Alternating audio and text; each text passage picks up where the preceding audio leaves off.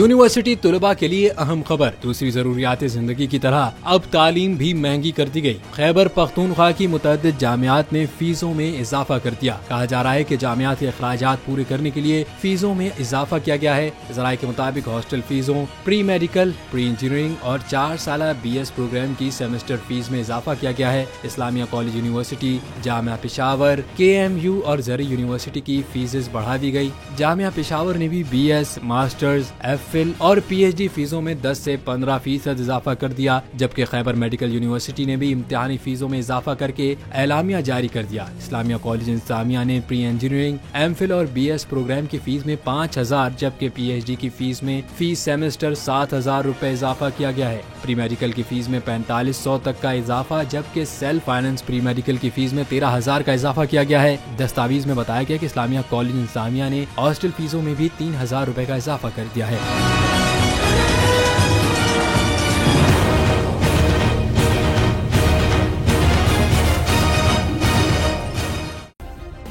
Subscribe करें और bell दबाएं ताकि कोई खबर रह न जाए।